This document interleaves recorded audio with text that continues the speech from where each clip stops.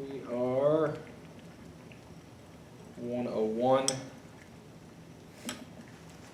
We're just going to go a few more readings here.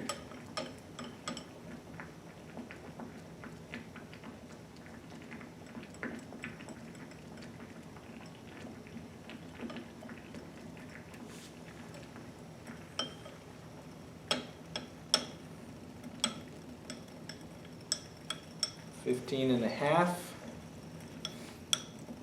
We are 101.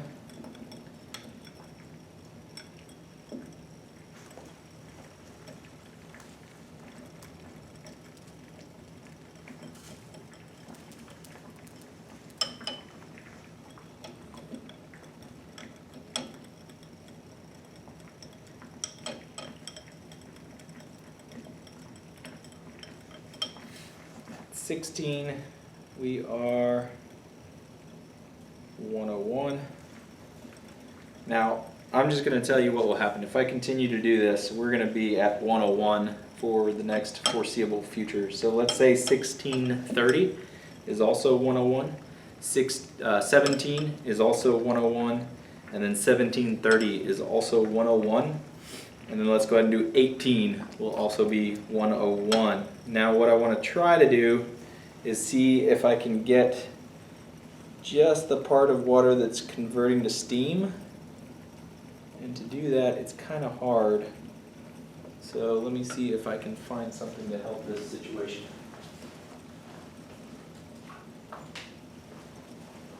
So I'm taking a little beaker here and just, it's an Erlenmeyer flask, I'm putting it over it just to kind of block some of the heat from escaping.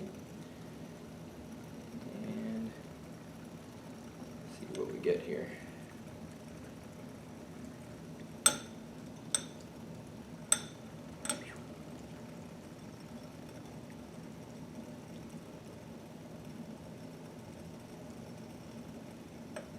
Hang on, let me try this.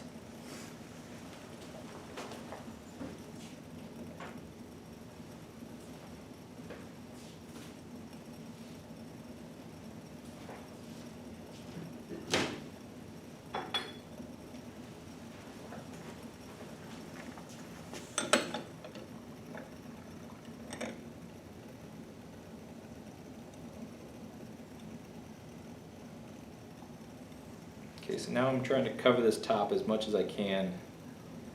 I'm just interested in trying to get some of the steam.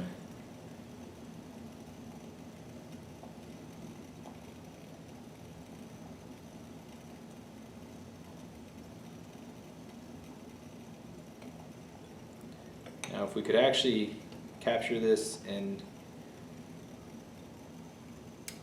keep it from, basically it would be pressurized steam, the temperature would actually start rising even more. Right now I'm at 102, almost 103, and I'm not in the water. When I put it into the water,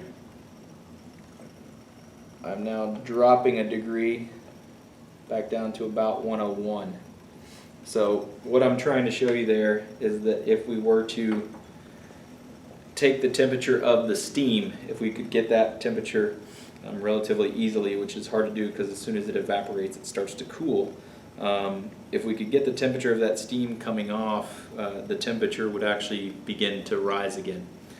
So I'm going to add a video that kind of explains what's going on with this, but the keys that we wanted to notice in this is that when we still had ice in the beaker, we were at 0 degrees, which is the freezing point of water. And as we added heat to it, we're adding a constant amount of heat.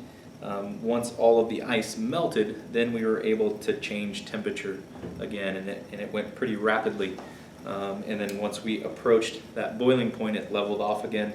And then once we got to the boiling point, it didn't change at all. Now, if we were to get to where we could get all of this liquid water out and we would just be steam, then the steam could then rise, but we would have to do that in a closed container, which would then pressurize it, and then it would be called a bomb. So that wouldn't be very safe to do in the lab, but we would see that temperature increase. Likewise, if we were to go in the opposite direction and we were to freeze all of the water and then continue to take heat out and freeze it, the water would actually get colder than 0 degrees Celsius.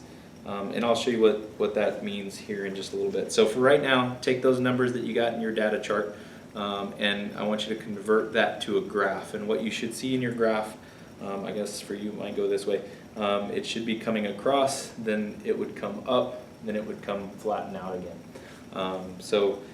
Get that graph made. I just want you to have that as a reference, and then I'm gonna take that graph and we're gonna do some more things to it.